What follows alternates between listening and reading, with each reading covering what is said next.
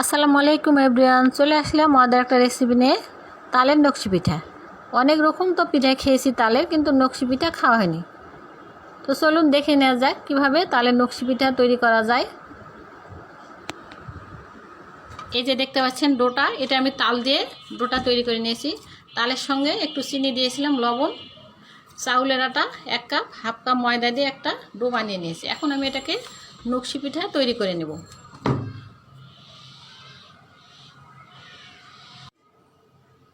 চলুন তাহলে দেখে নেওয়া যাক কীভাবে নকশি পিঠাটা তৈরি করা যায়। এই যে এখানে একটা সরপুষ নিয়েছি, এই যে সরপুষ, এই সরপুষের উপর আমি নকশি পিঠাটা তৈরি করব। প্রথমে এখান থেকে একটু ডো নিলাম,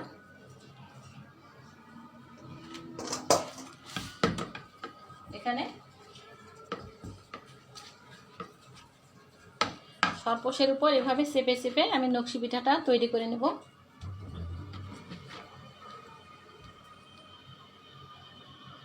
এভাবে চাপ দিয়ে দিয়ে এখানে বসিয়ে দেব, তারপর এটাকে টেনে তুলে নেব। এই যে একটা নকশা হয়ে গেল।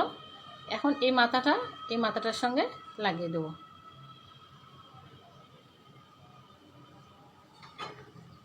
এই যে হয়ে গেল একটা নকশি পিঠা।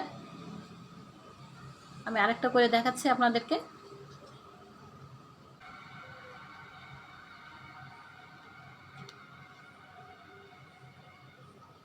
খুব সহজ, এই যে দেখতেও কিন্তু খুব সুন্দর।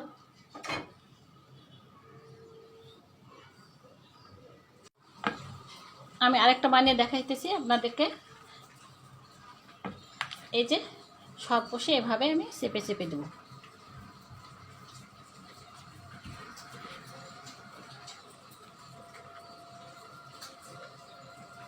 এখন এই মাথাটার সঙ্গে লাগিয়ে দিলাম।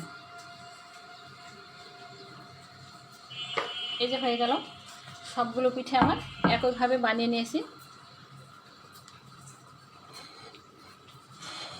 দেখলেন তো, খুব সহজেই ঝটপট মাত্র 10 মিনিটে এই পিঠাটাকে বানিয়ে নিলাম। এখন এটাকে আমি তেলে ভেজে নেব। ভেজে নেওয়ার পর এটাকে দুধের মধ্যে ডুবানো যায়, দুধটা ঘন করে জাল করে নিতে হবে।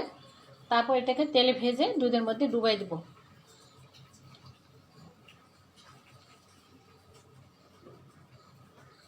এখন পিঠাগুলোকে আমি ভেজে নেব। এই যে চুলে একটা কড়াই বসিয়ে দিয়েছি, তেল গরম হয়ে গেছে। এখন আমি পিঠাগুলোকে ভেজে নেব। এই যে লাল লাল করে ভেজে নিয়েছি, এখন এগুলোকে আমি তুলে নেব।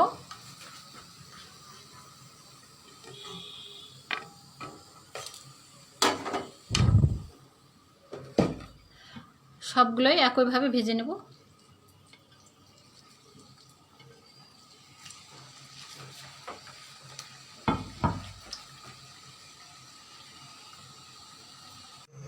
এই যে বন্ধুরা, সব নকশি পিঠাগুলো এভাবে ভেজে নিয়েছি লাল লাল করে। এখন এগুলোকে আমি দুধের মধ্যে ডুবিয়ে দেব। এখানে দুধ জাল হচ্ছে। 1 লিটার দুধকে জাল করে ঘন করে নিয়েছি, হাফ লিটার। এখন এর মধ্যে দিয়ে দেবো আমি 3টা ছোটো এলাচ, একটা তেজপাতা, আর দিয়ে দেবো স্বাদ মতো চিনি।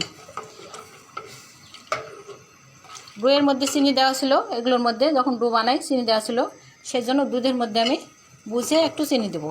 বেশি চিনি দেবো না, স্বাদ অনুযায়ী একটু চিনি দেবো, দিয়ে জাল করে নেব।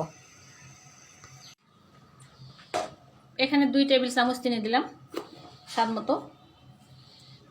বেশি মিষ্টি দেবো না, আমার বাচ্চারা বেশি মিষ্টি পছন্দ করে না। হালকা করে একটু মিষ্টি দিয়ে দিলাম। এখন এটা জাল করা হয়ে গেছে। এই যে দুধটা কতটা গাঢ়। এখন এই গাঢ় দুধের মধ্যে পিঠাগুলোকে ডুবিয়ে দেব। এই পর্যায়ে নামিয়ে নিলাম দুধটা।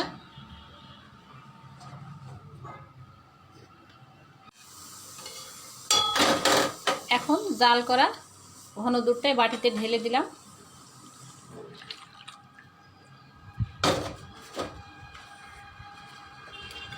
তারপর এই যে পিঠাগুলো এর মধ্যে ডুবিয়ে দেব।